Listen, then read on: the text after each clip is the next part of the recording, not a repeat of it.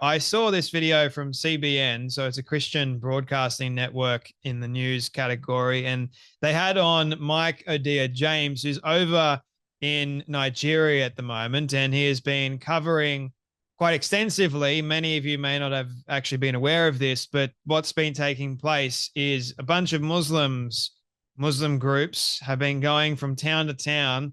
Loads of these towns are full of Christians. They've been going and ending the lives of these Christians in some very, very brutal ways. And while the mainstream media, you won't hear them reporting on it because it doesn't fit the particular narrative, right? That Christians are the most persecuted group around the world. No, and we can't make Islam to look out to be like it is a bad death cult religion. We can't do that, ladies and gentlemen. But I want to be someone that tells these sorts of stories. We are the storybox, so we're not. And the storybox is all about uncovering or unboxing stories from all around the world. And this is one that hits home to me. And one of the biggest questions that I've faced, I guess, living in the Western world is what would I do if I was faced with this kind of predicament whereby my life was on the line and a gun was to my head and a Muslim said, you either denounce Christ and follow Islam or you're going to die. What would I do? And while that is a very scary situation, I don't know what I would do, but I would love to believe that I would stand my ground and go, I choose Christ. I believe Christ. And the vast majority of these Christians in Nigeria, their faith is so solid that they have chosen, even in spite of death, they've chosen to follow Christ, the very, very end. Basically, you would consider them to be the modern martyrs, right? And that is important for people to know. So Mike Odia James was asked about what's going on in Nigeria and the surrounding areas over in Africa at the moment. And what he has to say will definitely shock you. Have a watch of this. Yeah, so can you tell us what is going on right now? What is going on is devastation, degradation, and dehumanization of Christians, indigenous Christians, Christians who are locals, who are natives, Christians whose grandfather, great grandfather were born in Nigeria, in northern Nigeria. Christians who are owners of the land. Today, what is happening is that they have been dispossessed.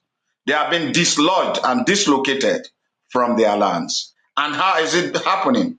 Fulani herdsmen are kidnapping them, then extorting money, worth millions of naira in Nigerian currency. Hundreds of millions of naira have been extorted from families whose members are kidnapped. And then after a while, these families go broke, searching for money to pay as ransom. Now, what is happening again, like I said, this, and they are Fulanis who are Muslims. They come to the houses of people, they shoot dead either the father, and then they'll grab the children, who may be normally 5 or 6, and then they leave the mother, and then after 2-3 days, they'll send a text message or a cell message to the mother and say, look, yes, we kidnap your kids, we're asking for a ransom of 100 million. If you cannot pay, we will execute them one by one. We are giving you 2 weeks to do that. Oh. And that is what is happening. And in the process, some of these girls, the men are brutalized, they are beaten, they are chained hands to leg. You understand? They don't go. When they want to take a pee, the pee where they are chained. When they want to go and, if they want to do anything, they do that. And I have seen and I've asked, and they've told me, a lot of these victims, not 1, not 2, but up to 20, 30, they say, look, we don't eat food maybe twice in 2 weeks. They feed us maybe twice in 2 weeks. Some of them say we live only on grasses and mango leaves. And by the time they are released, a lot of them could not walk. So you see, now, and this kidnapping is happening every day. Every day somebody is murdered, not one, not two. Every day a household is murdered. Somebody from a household is murdered, another one from another compound is murdered, and the household are carted away into a forest in Kaduna called Rijana, which the government is very much aware of, and it's not doing anything.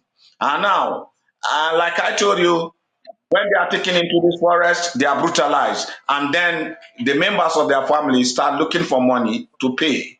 And after all, when they secure the release of these persons, what really happened is this: they have no cash. So they have to sell their lands, their farmlands, they turn to beggar. And who buys the land? Probably the relatives of the people that kidnapped them. Now, obviously, it goes a little bit longer. You can go and look at CBN News over on YouTube to see the whole interview that he does with this man. But you guys heard it. What's going on? These are terrorists.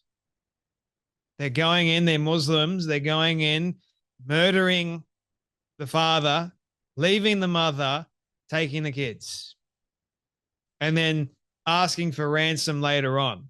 Now, this is what the Western world needs to understand. If this is what's going on in Africa, guaranteed this can happen in the West if we allow it.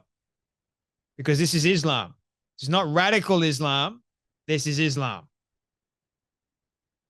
This is a problem. We have countless people in the West. Why aren't we looking at what's going on in other countries, all in the name of Islam, I'll have you know?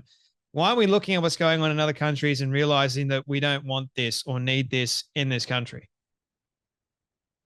When will the West wake up and realize this? Christians are being persecuted, butchered, and massacred over in Nigeria, but not just Nigeria, but other African parts. Like, it is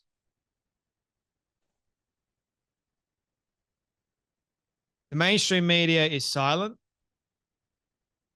Countless people are silent. It breaks my heart because they don't want to have a negative narrative of Islam. Trying to keep the peace, right? Until one day Islam decides, you know what, we want Sharia. I'm going to take over. Been saying for quite some time. And all those laws that you've created to protect them, you've not protected the ones that really matter. You don't see Christians doing anything like this, do you? But yet you see Islam, see Muslims doing this. Strange, isn't it? Why does anyone want to support this death cult-like religion? Makes me wonder what's going on. Anyway, continue praying for Christians all around the world that are being persecuted and losing their lives because of Islam. Anyway, you guys take care of your blessed, and I'll see you all in the next video.